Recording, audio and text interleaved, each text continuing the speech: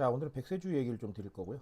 백세주 얘기 드리는데, 사실 본인이 가장 친한 거 얘기할 때 좋다고 얘기를 하는데, 저는 주류하고는 아주 친한 건 아니라서, 이 주류 얘기들 드릴 때 조금씩, 어떤 얘기를 좀 많이 드리면 좋을까라는 생각을 하는데, 자, 오늘 얘기는 한 가지로 정리가 될 것 같아요. 바로 한번 들어가 보시죠.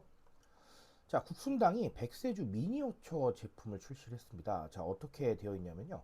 자, 바로 이 화면에서 맨 오른쪽에 위치하고 있는 이 제품이 미니어처 제품이 되겠습니다. 자, 뭐 애주가 분들께서는 아이, 저건 너무 작다 이렇게 생각하실 수도 있는데, 뭐 또 상황과 생각이 다 다르니까요. 예, 이런 식으로 라인업을 늘려가는 거는 뭐 저는 좋은 선택이라고 생각을 해요. 자, 그래서 어쨌든 간에 이게 세 가지가 있는데 요거에 대한 부연 설명은 제가 뒤에 가서 드릴게요.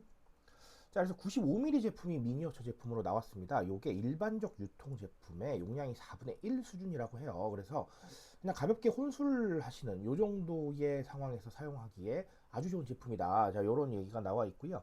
자, 그런 상황이고 일단은 그래서 500mm, 375mm, 95mm 요렇게 라인업을 갖추게 됐습니다. 자, 최근에 이 백세주가 리브랜딩도 하면서 조금 트렌디한 부분들을 많이 좀 받아들였거든요. 자, 근데 이런 전략도 사실은 굉장히 트렌디한 전략입니다. 도대체 왜 그런지 뒤에 가서 한 가지 이유로 정리 드릴게요. 자, 방금 말씀드린 대로 백세주가 이렇게 라인업을 좀 늘려가고 미니어처 출시하고 사실 조금 오버스럽지만 개인화에 해당을 합니다. 자, 여기서 개인화라고 하면 분명히 이렇게 생각하실 거예요. 에이, 이거 오버하시네. 이게 무슨 개인화야. 이렇게 생각하실 텐데 맞아요. 저도 그렇게 생각합니다. 왜냐하면 자, 그렇게 생각한다니까 좀 웃기죠. 어, 원래 개인화라고 하면 우리 UI나 UX를 개인화하거나 아니면 개인화된 추천이나 맞춤형 어떤 이런 방식들 그런 것들을 개인화라고 얘기를 하죠. 자, 근데 문제는 뭐냐 하면 이렇게 주류 같은 제품 아니면 뭐 식품 이런 것들은 개인화를 완벽하게 하기가 쉽지 않아요.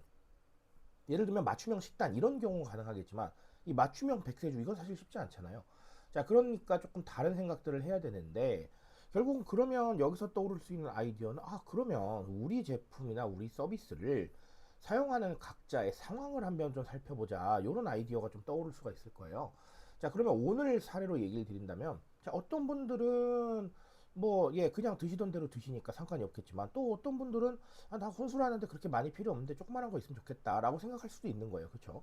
자, 그러니까 이런 개별화된 니즈를 어느 정도까지 제품에 반영할 수 있는 방안을 찾아가는 것이다. 그게 사실은, 네, 개인화에 해당한다. 자, 이렇게 보여지는 것이죠.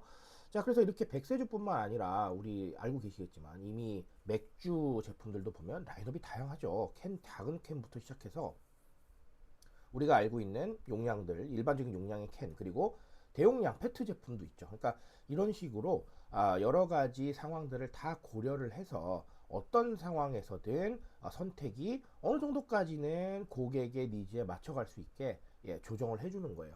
그런 방식들이 사실은 이런 용량 다변화와 이런 브랜딩이라고 볼 수가 있겠습니다. 자, 그럼 이런 거 효과 있겠느냐? 효과 있죠. 효과가 있는 건데 이렇게 보시면 돼요. 고객의 니즈라는 거는 어, 반영하면 나쁠 건 없는 거예요. 이렇게 가정해 볼게요. 만약에 예를 들어서 뭐 맥주를 가정을 해볼까요? 만약에 나는 오늘 친구들이랑 어디 놀러를 가기로 했어요. 그래서 맥주 좀 큰 게 하나 필요한데 만약에 큰 제품이 없다라고 하면 작은 거를 여러 개 사가야 되잖아요. 그러면 가성비도 안 좋고 불편합니다. 그렇죠? 반대로 나는 혼술이라서 그렇게 필요가 없는데 큰 페트 제품밖에 없어요. 그러면 네, 김 빠진 맥주 먹어야겠죠. 그렇죠? 언젠가는. 그렇죠?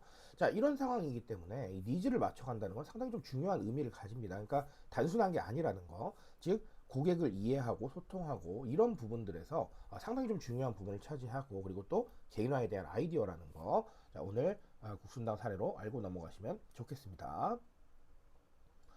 자, 오늘은 이렇게 한 가지로 명확하게 좀 나와 있는 거라서 말씀을 좀 드렸습니다. 앞으로도 이런 용량 다변화 시도는 굉장히 많이 이루어질 거라고 생각을 합니다. 제가 늘 강조드리죠. 그냥 용량 다변화했구나 라고 생각하지 마시고 제가 말씀드린 거 한 번쯤은 떠올려 보시면 아주 좋겠습니다. 자, 오늘 여기까지 말씀드리고요. 저 조금 더 좋은 얘기로 돌아오도록 하겠습니다.